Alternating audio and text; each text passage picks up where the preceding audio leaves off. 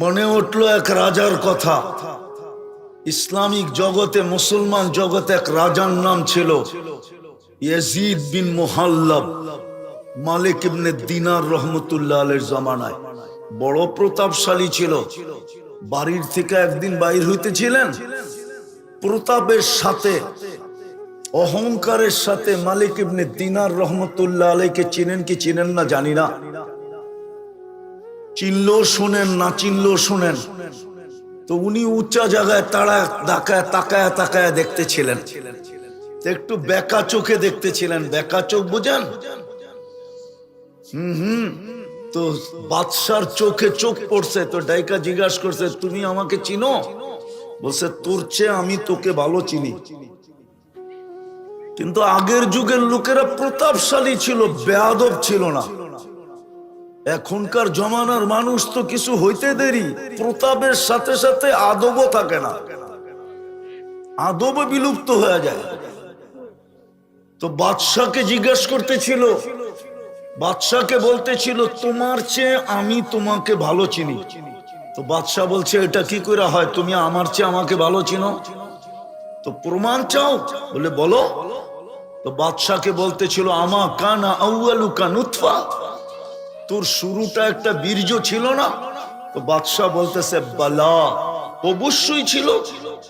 বলছে, আখেরুকা জিফা, তুই মরে গেলে ফুলন্ত ফাটন্ত দুর্গন্ধময় একটা রাশে রূপান্তরিত হবি। আলাইসা কাযালিক, এরকম কি হবে না? বলছে, অবশ্যই। বলছে, বাইনাহুমা তাহমিলু কাযিরা, এই দুইয়ের মাঝে তুই আর আমি একটা পেশাব আর পায়খানার টুকরি। পেটের ভিতরে কি?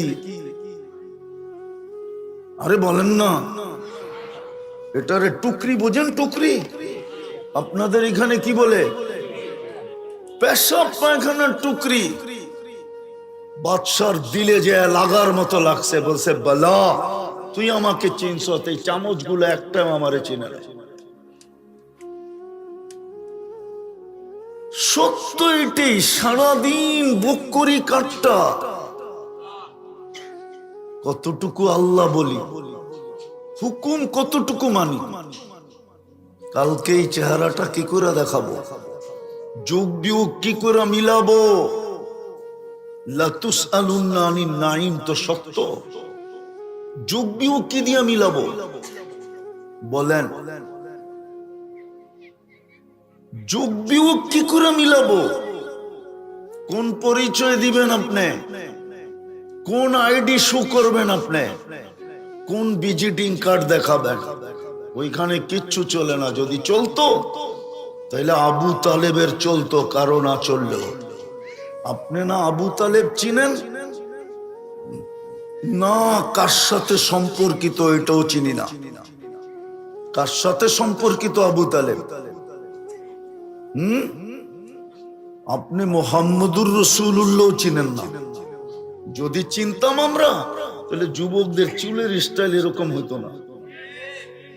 সখীপুরের মতো জায়গায় 500 টাকা দিয়ে চুল কাটে, জিজ্ঞেস করেন নাকি কাটে না?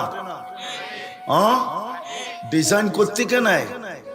সারা রাত্র নেটে চুলের ডিজাইন দেখতে থাকে, তারপরে স্ক্রিনশট দেয়, তারপরে সেলুনে নিয়ে যায়, তারপরে বলে এই ডিজাইন কেটে দিতে হবে।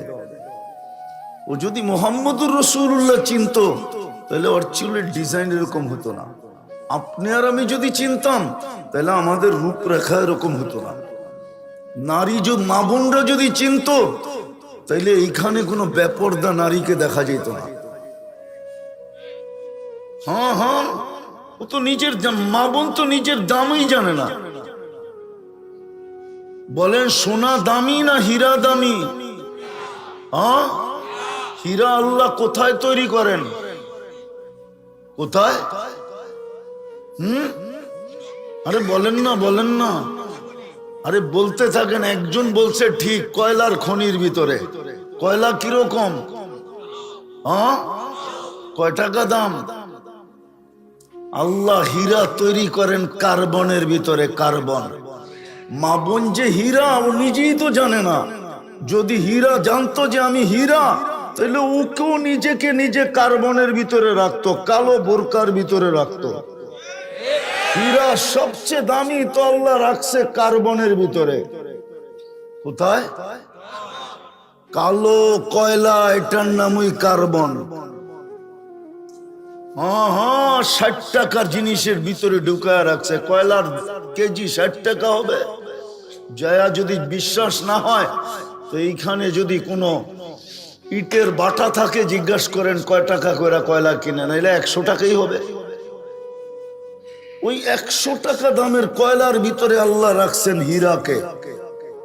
হীরা কার্বনের পদার্থ, ওটার ভিতরে তৈরি করছেন। মা বোন তো নিজেকেই চিনে না।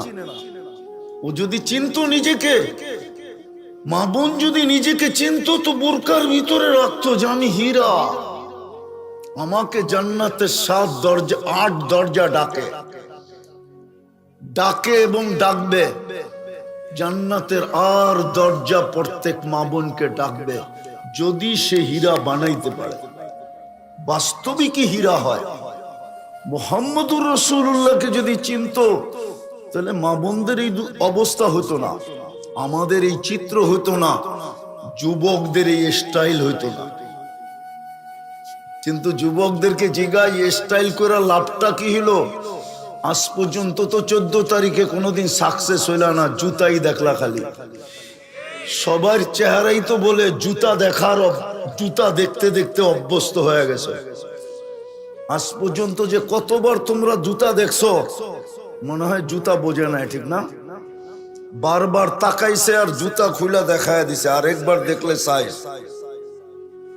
এইবার বুঝছো না? এইবারও বোঝো নাই? হ্যাঁ, তাইলে আর এই অবস্থা হতো না তোমাদের।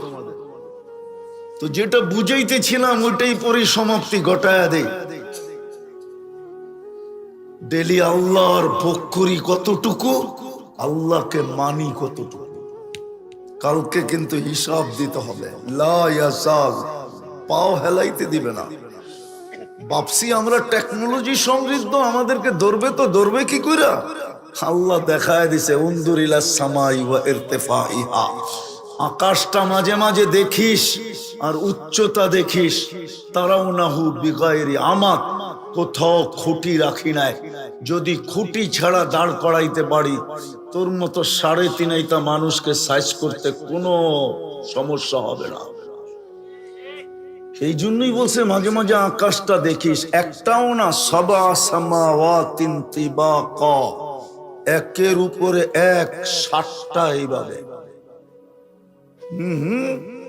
বাসাতাল আরদা আলা মাইল জামাত, আকাশ দিয়া বুঝে আসে না তো জমিনটা দেখিস পানির উপরে বিছায়া রাখছি, নাইলে তুই পাইপ গাললে পানি উঠে কোত্থেকা? যদি আমি নিচে পানি রাখতাম, তোকে যদি পানির উপরে ভাসমান না রাখতাম তো তুই পানি পাস করতে কা পাতালে? কে রাখছে পানি? আল্লাহ বলে এটাও বুঝে আসে না? উনদুর ইলাল জিবালি ওয়া ইস্তিকরারিহা।